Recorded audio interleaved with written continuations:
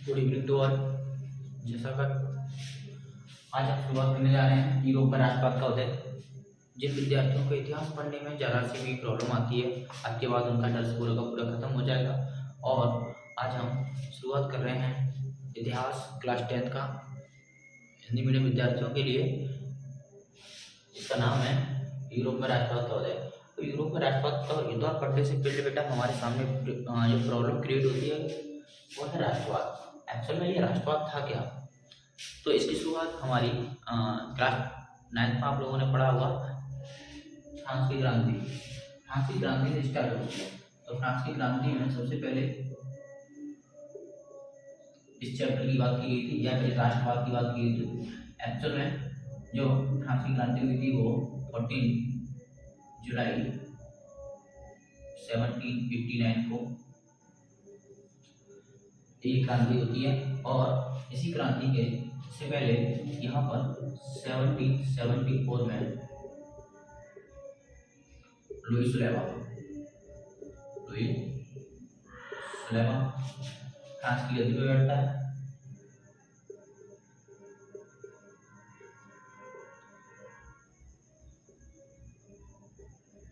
गद्दी पे बैठा और गद्दी पे बैठता है तो ये क्या दिखता है कि जो गद्दी बैठता है तो इसको पूरा पूरा राजकोष है ना खाली मिला हुआ है।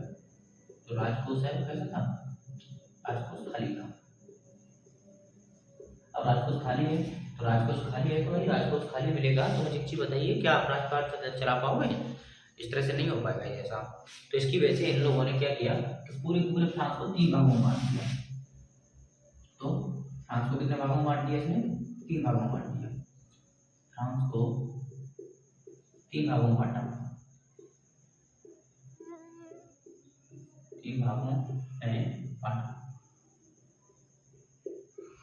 अब फ्रांस को 3 भागों में बांट दिया, जिसमें 3 भाग कौन से थे? एक था प्रथम वर्ग,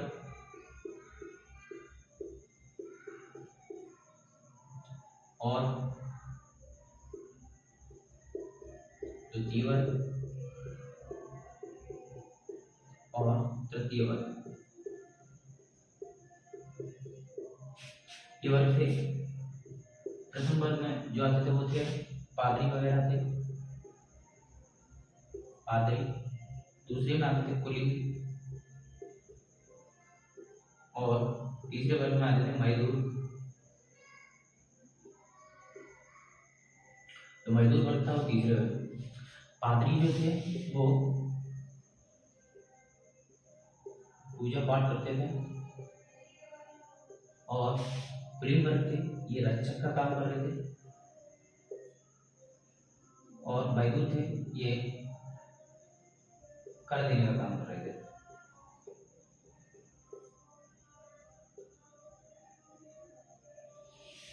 इन तीनों काम था। और कुछ समय बाद यहाँ राजा द्वारा 2 कर लगा दिए।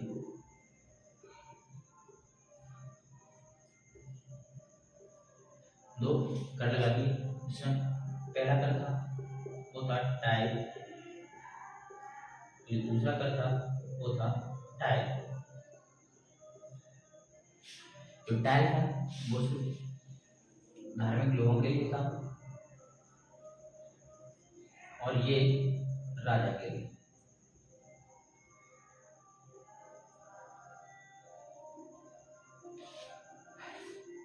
और ये जो कर था ये प्रत्येक व्यक्ति द्वारा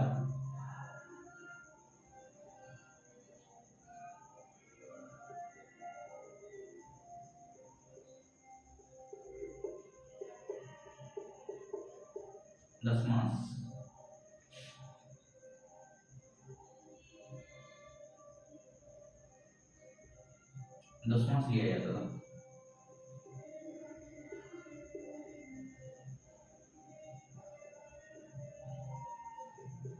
दशमांश जानते हो ना? 1/10वां भाग।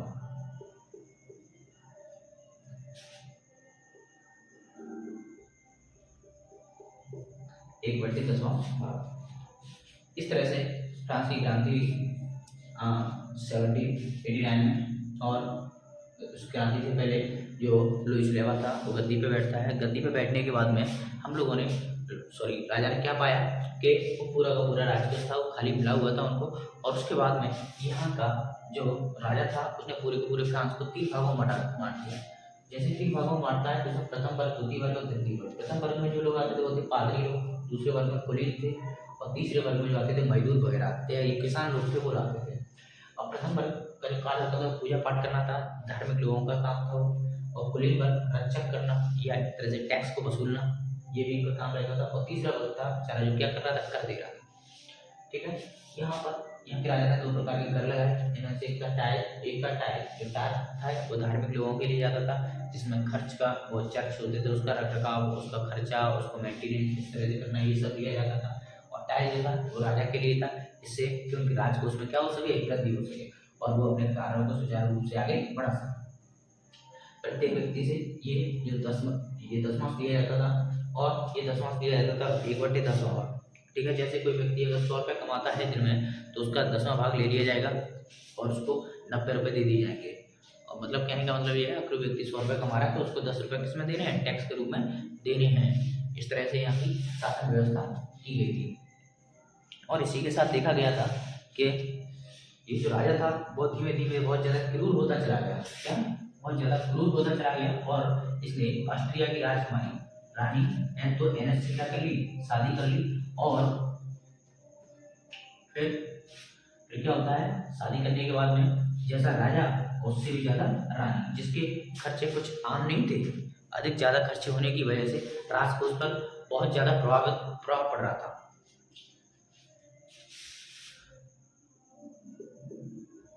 राजा की जो शादी थी वो ऑस्ट्रिया की राजकुमारी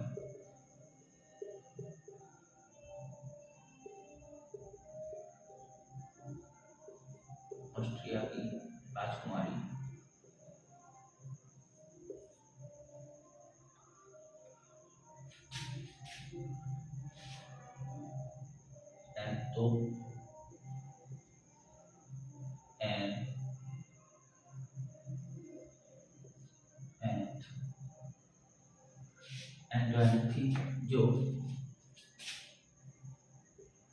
जिसे शादी करते हैं लुईस लेवा। और फिर उसके बाद में ये इनकी शासन व्यवस्था थी वो फिर से डगमगाने लगी।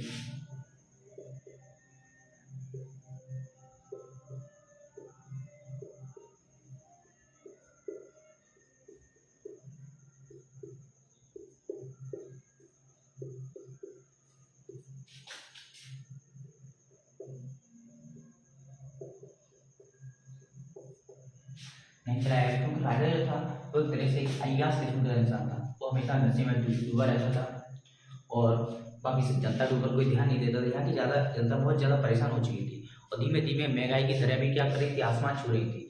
और यहीं पर क्या हुआ था, पाव रोटी का जो भाव, पाव रोटी होती है ना, उसके भी भाव आसमान छू गए थे। कुछ लोग थे जो सामंत लोग थे, उन्होंने बहुत सारे पाव रोटियों को इकट्ठा कर लिया था और उसमें से कुछ धीमे धीमे और उनको बेचा भी नहीं गया था, जिसकी वजह से वहाँ पर जो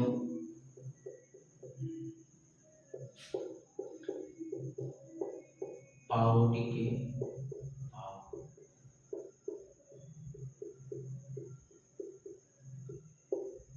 आसमान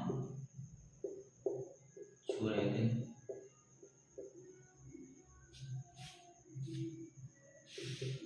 आसमान छू रहे थे, जिससे यहाँ की जनता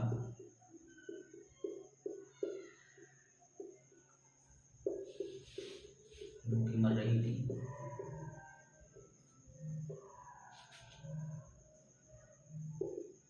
यहाँ की जनता भूखी मर रही थी और इन सभी चीजों को देखते हुए यहाँ के लोग गुस्सा आ गए।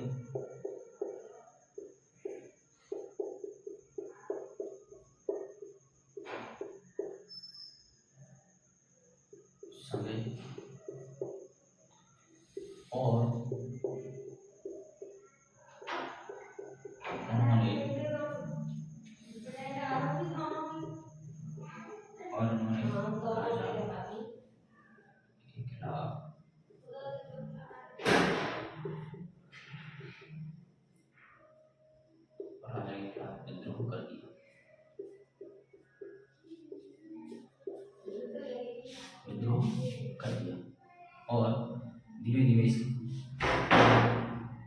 की शुरुआत हो गई और इसी क्रांति को देखते हुए यहाँ की जनता द्वारा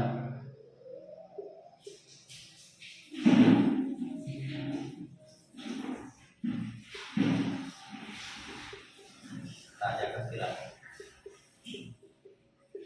तोड़ दिया।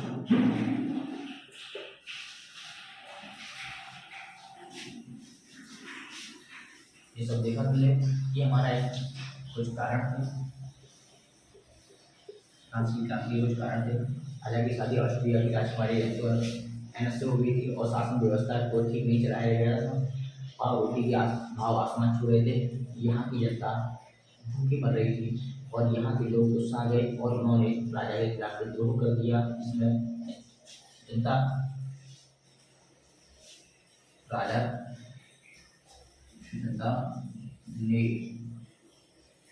ने राजा का किला तोड़ दिया और ये जो किला था, उस किला का नाम था बास्ती का किला। बास्ती के किले को तोड़ दिया और क्रांति की क्या हो गई, शुरुआत हो गई। ये सारा का सारा कुछ एक छोटा सा इंट्रोडक्शन था, जिसके अकॉर्डिंग मैं तो बताना चाह रहा हूँ कि एक्चुअल में जो राष्ट्रवाद है ना, इस राष्ट्रवाद का अपना एक अलग ही मतलब है। तो क्या बोलते हैं, राष्ट्र के प्रति प्रेम, ये सब राष्ट्रवाद था जो सबसे पहले फ्रांस की क्रांति में हम लोगों ने देखा। और बाकी चीज़ें हम आगे करेंगे। धन्यवाद।